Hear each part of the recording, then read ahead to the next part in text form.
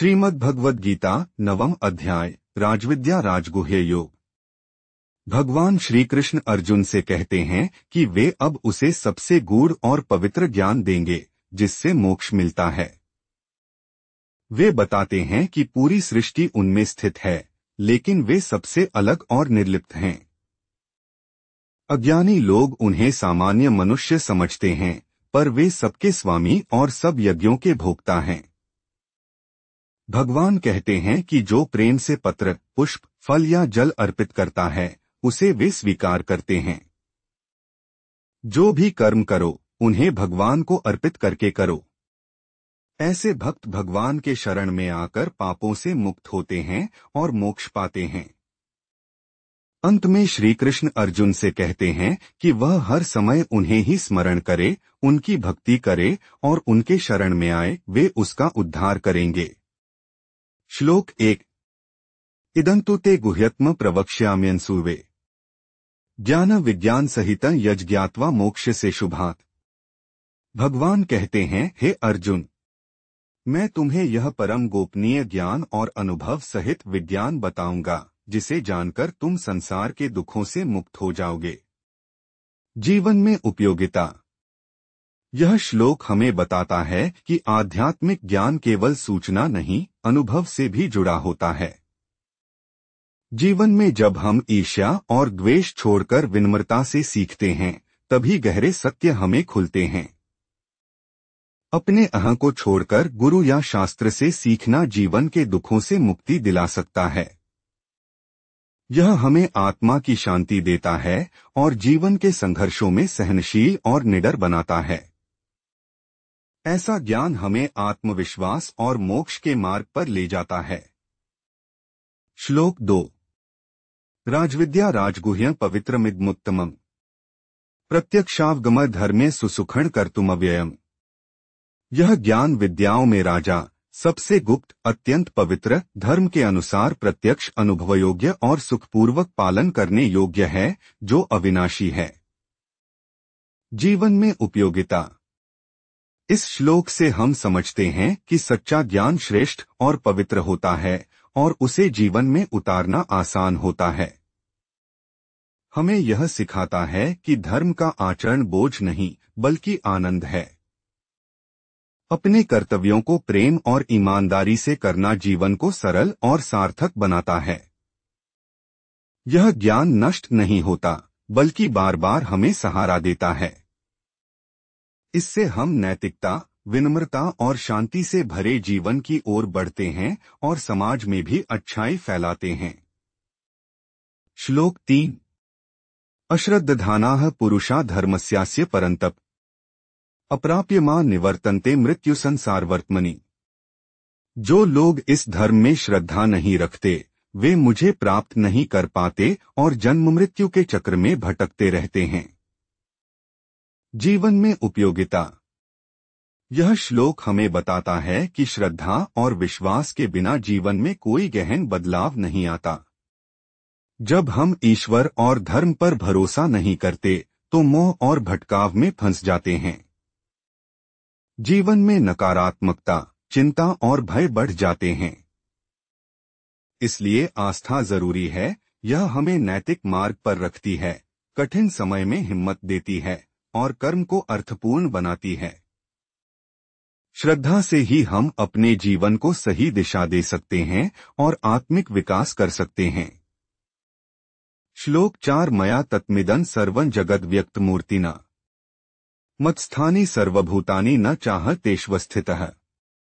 मेरी अदृश्य शक्ति के रूप में यह संपूर्ण जगत मुझसे व्याप्त है। सभी जीव मुझ में स्थित हैं, पर मैं उनमें स्थित नहीं हूँ। जीवन में उपयोगिता। यह श्लोक हमें सिखाता है कि ईश्वर सर्वव्यापक हैं, फिर भी उनसे अलग और स्वतंत्र हैं। जीवन में यह विचार हमें अहंकार से दूर करता है और विनम्रता सिखाता है। हम समझते हैं कि सभी में ईश्वर की झलक है, जिससे दूसरों का सम्मान करना और सेवा भाव जगाना आसान होता है। साथ ही यह हमें आत्मनिर्भर और संतुलित बनाता है, क्योंकि हम जानते हैं कि परम सत्य सबको धारण करता है। इस भावना से जीवन में शांति और सहअस्तित्व की भावना विकसित होती है। श्लोक 5। न च मत्स्थानी भूतानि पश्य मे योगमैश्वरम् भूतभृन्न च भूतस्थो ममात्मा भूत भावनः। हे अर्जुन, मेरी योग शक्ति को देख, सभी जीव मुझ में स्थित नहीं हैं, फिर भी मैं उनका पालन करता हूँ और उनका कारण हूँ। जीवन में उपयोगिता। यह श्लोक हमें ईश्वर की अद्भुत स्वतंत्रता और करुणा का बोध कराता है। हम जीवन में अपने कर्तव्यों को निस्वार्थ भाव से करना सीख सकते हैं, दूसरों के भले के लिए, लेकिन बिना आसक्ति के। इससे तनाव कम होता है और मन निर्मल रहता है।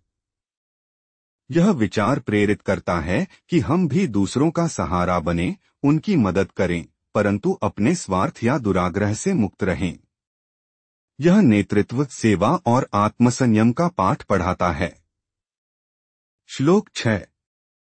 यथाकाश स्थितो नित्यं वायुः सर्वत्र गो महान् तथा सर्वाणि भूतानि मत्स्थानि त्युपधारय। जैसे वायु सर्वत्र जाकर भी आकाश में ही स्थित रहती है, वैसे ही सभी जीव मुझ में स्थित हैं। जीवन में उपयोगिता। यह श्लोक हमें ईश्वर के व्यापक स्वरूप को सरल उपमा से समझाता है। इससे हमें दूसरों के प्रति सहिष्णुता और एकता की भावना मिलती है। जीवन में हम अलग अलग दिखने वाले लोगों और परिस्थितियों में भी एक ही ईश्वर का अनुभव कर सकते हैं। यह दृष्टि हमें द्वेष और भेदभाव से दूर करती है। इससे भाईचारा बढ़ता है, संघर्ष घटता है और समाज में प्रेम और सद्भाव बढ़ता है। श्लोक 7। सर्वभूतानि कौन्तेय प्रकृति यान्ति मामिकां कल्पक्षये पुनस्तानि कल्पादौ विसृजाम्यहम्।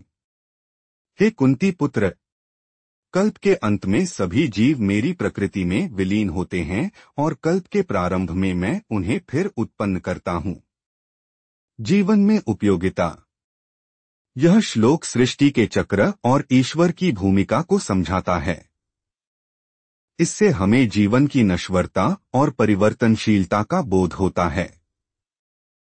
यह विचार हमें मृत्यु के भय से मुक्त करता है और जीवन को सहजता से स्वीकारने की शक्ति देता है। साथ ही यह हमें सिखाता है कि सृजन और विनाश प्रकृति के नियम हैं, हमें परिवर्तन को अपनाना और उससे सीखना चाहिए। इससे हम अपनी जिम्मेदारी और कर्तव्य निभाते हुए भी निर्मोही रहना सीखते हैं। श्लोक 8। प्रकृतिं स्वामवष्टभ्य विसृजामि पुनः पुनः भूतग्राम्यम कृत्स्नं वशं प्रकृतिर्वशात्। अपनी प्रकृति को वश में करके मैं बार बार इस संपूर्ण जीव समूह को उत्पन्न करता हूँ, जो प्रकृति के अधीन होकर कार्य करता है। जीवन में उपयोगिता। यह श्लोक हमें कर्म और प्रकृति के नियमों की याद दिलाता है।